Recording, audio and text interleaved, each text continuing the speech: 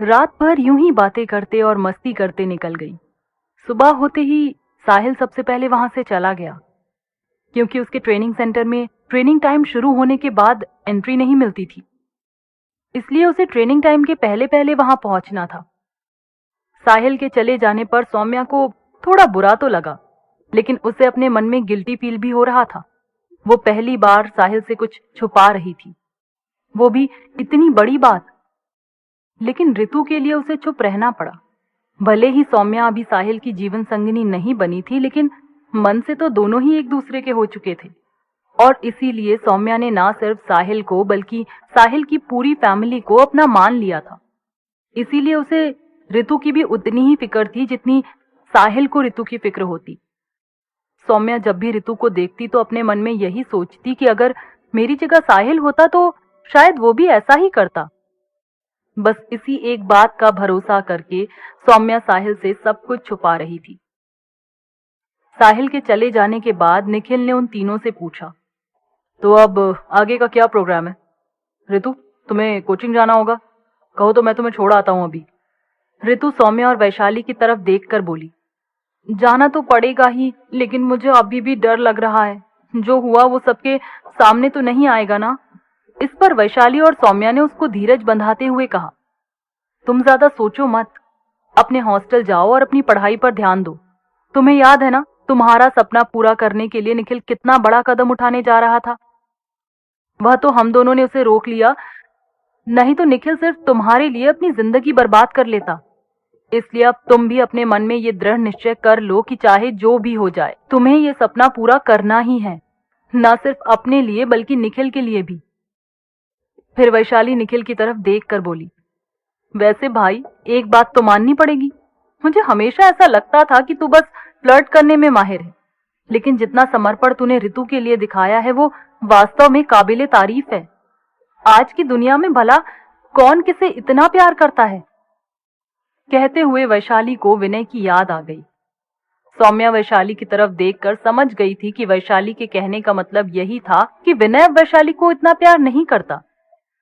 वैशाली की बात खत्म हुई तो निखिल बोला, अरे नहीं वैशाली, ऐसा कुछ भी नहीं है। मेरा मानना है कि या तो प्यार होता है या नहीं होता, प्यार में कम या ज्यादा जैसा कुछ नहीं होता है। ऋतु चुपचाप वैशाली और निखिल की बातें सुन रही थी। वो बड़े गर्व से निखिल की तरफ देखने लगी। उसे इस बात की खुशी थी कि उसकी जिंदगी में एक ऐसा लड़का आया जो अपनी खुद की खुशी से पहले ऋतु की खुशियों का ध्यान रखता है। जब वैशाली और निखिल की बातें खत्म हुई तो ऋतु बोली, अच्छा चलो निखिल, फिर तुम मुझे हॉस्टल ही छोड़ दो।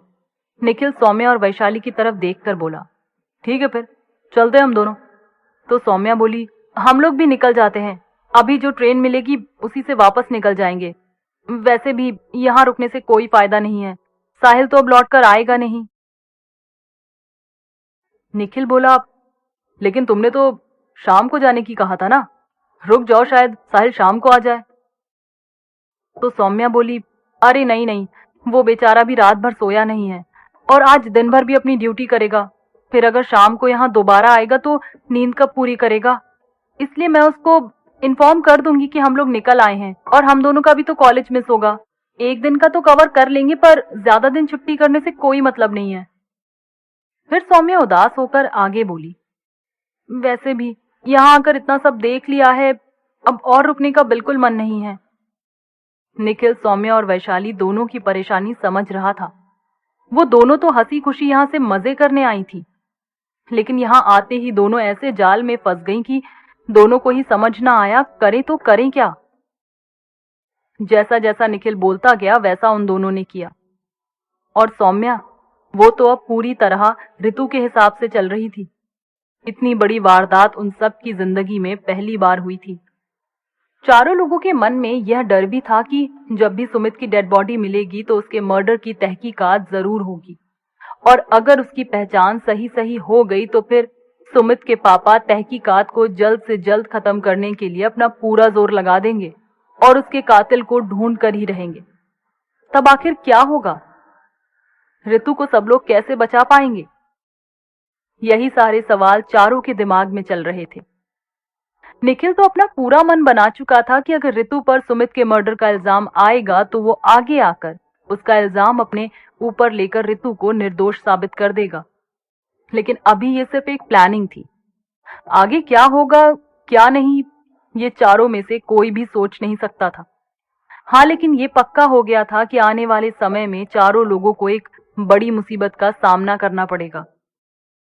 सौम्या के मन में जब भी ये बातें आती तब उसे यही लगता कि कहीं सारी बातें खुलकर सामने आने पर साहिल सौम्या को गलत ना समझ ले, कहीं साहिल का भरोसा सौम्या से उठ ना जाए।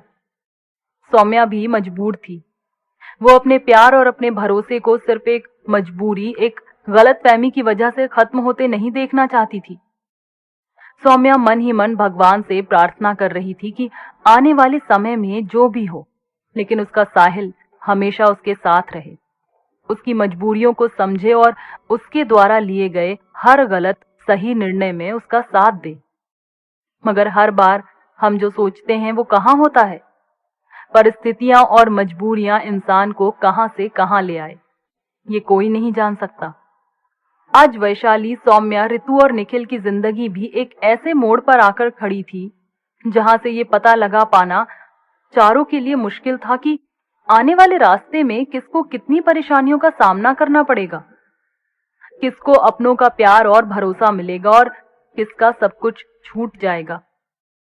इन्हीं सब आशंकाओं को मन में लिए चारों अपनी अपनी राह पर चल पड़े। निखिल रितु को उसके हॉस्टल छोड़ने के लिए चला गया और सौम्या और वैशाली रेलवे स्टेशन की तरफ चले गए।